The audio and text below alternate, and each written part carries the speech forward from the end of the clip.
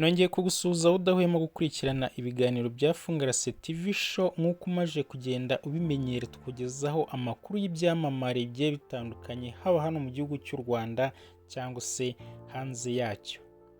Uyu munsi rero twongere turebe umuhanzi Queen niba wowe ukunda imyidagaduro cyangwa se ukunda entertainment yaha mu Rwanda, nzi neza ko Queen udashobora kumuyoberwa. Ni iminsi ibaye myinshi adakora ibikorwa bye bitagaragara hirya no hino ku mbuga z'inkoranyambaga cyangwa n'izindi. Umunsi twifuze kumenya ese ahugiye mu biki, ni iki gituma atari kubasha kugeza ku bakunzi be ibikorwa nk'uko yarasanzwe abikora.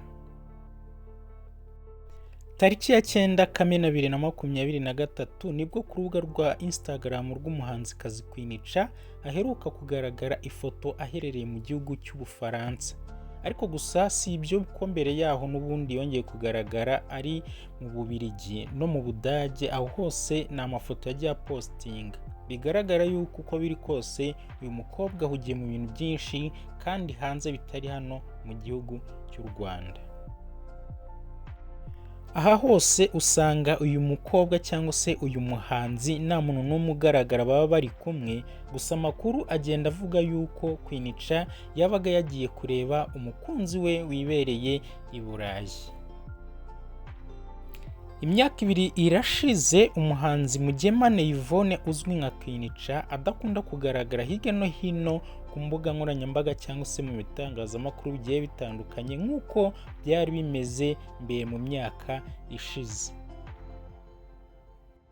Uyu muhanzikazi mu mpera za 2021 nibwo yatangiye kujya yumvikana gake cyane mu bitangazamakuru cyangwa se aho atabashaga kwitabira ibitaramo bigiye bitandukanye, kugeza ubwo muri 2022 na 2023 aribwo irengero ry'umuziki wiwe byatumye abantu batangira kwibaza ibibazo bigiye bitandukanye, bibaza niba inganzo ye yarazimye cyangwa niba hari ibindi yaba ahugiyemo. Gusa kuri uyu munsi ntago turamenya neza ikintu uyu muhanzi yaba ahugiyemo kuri uyu munsi.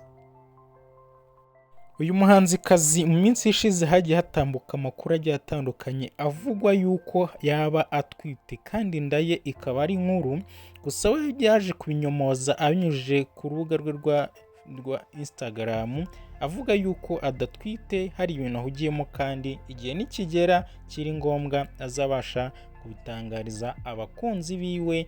Gusa kuri uyu munsi nta kintu aradutangariza ko yaba ahugiyemo. Queen kuva yava muri The Main Label muri Mata 2021 yagaragaye nabwo bitari cyane, ndetse nyuma yaho yaje no gusohora indirimbo yise Feel Me. Kuva icyo gihe rero uyu muhanzikazi yaje kubura, ariko hakaba havugwa ibintu byinshi bigiye bitandukanye birimo no kuba agiye gukora ubukwe. Queen ubundi amazina ye bwite nyakuri ni Mugemana Yvonne, se umubyara yitwa Mugemana Charles cyangwa se Cheras, naho nyina akaba yitwa Nyiraneza Adeline. Uyu Queen yavutse ku itariki 5 Kamena 1991, avukira mu cyahoze cyitwa Perefegitura ya Gitarama, ubu akaba atuye i Nyamirambo aho hazwi nko mu mujyi wa Kigali. Queen uyu nguyu yarangirije amashuri yiwe muri Kaminuza Nkuru y'u Rwanda ishami ry'ibinyabuzima cyangwa icyo twakwita biology, yewe kandi yatangiye umuziki wiwe mu mpera z'umwaka wa 2011 biturutse ku nama yagiye agirwa n'inshuti ziwe, ahita yinjizwa mu bisumizi, bityo naho yaje gukomereza umuziki wiwe kugeza ubwo ibisumizi byaje gusenyuka. Uyu muhanzi atangira kuririmba cyangwa se atangira umuziki wiwe yahereye ku ndirimbo Uranyura, nyuma yaho aza gukomereza ku ndirimbo Windekura na Umwe Rukumbi yakoranye na Riderman. Uretse kandi n'izo ndirimbo 3 asa nkaho arizo yahereyeho, yaje gukora n'izindi zagiye zikundwa cyane hano mu gihugu cy'u Rwanda, yewe kandi ziza gufata imitima ya benshi, harimo nk'iyo wakitwa Kizimyamwoto, iyi akaba yarayikoranye na Safi Madiba, Icyaha Ndacyemera, Isiri, Alone n'izindi uyu nguyu rwose zagiye zimukorera akantu gakomeye cyane cyangwa se ibintu bikomeye cyane. Si n'ibyo byonyine gusa kuko afite indi ndirimbo nziza cyane yatumye amenyekana yakoranye na Marina iyo bita Dumi. Iyi ndirimbo nayo yaje gukundwa cyane ku buryo yatumye uyu nguyu yamamara muri iki gihugu cy'u Rwanda ku buryo umuntu wese adashobora kwibagirwa umuziki wiwe.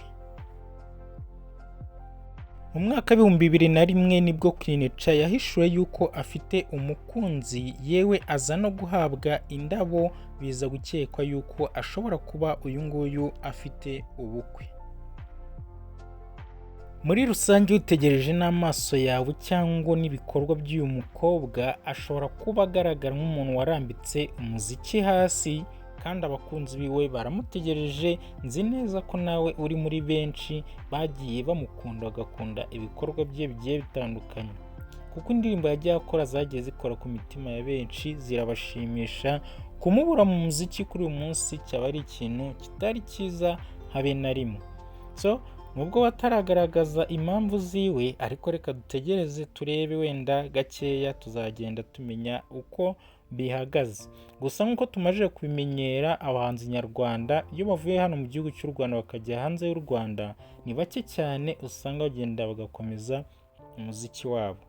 Abenshi baragenda, sinzi ibikorwa bagenda bagaheramo cyangwa bagahura nabyo bagakwama, ariko kuri iyi nshuro reka dukomeze twizere yuko Queen Cha hari igihe tuzongera tukabona ibikorwa byiwe bigiye bitandukanye.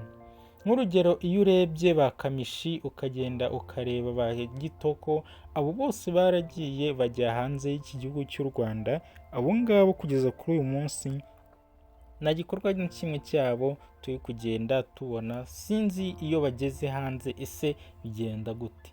Nanone kandi ntitwibagirwe yuko hari abandi bagerayo bagakora nk'uko tubizi neza, haba ba The Ben, haba ba Meddy, yewe n'abandi bandi bagenda bakora ibikorwa byabo bigahora bigaragara.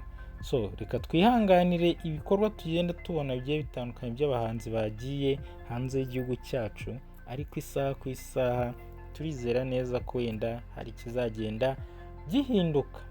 Uyu munsi rero reka twihangane tugaruke ku bikorwa by'uyu mukobwa twaganireho, tuzongere turebe ubutaha ibizaba bikurikiraho agenda agaragaza cyangwa amenyesha abakunzi biwe bagiye batandukanye.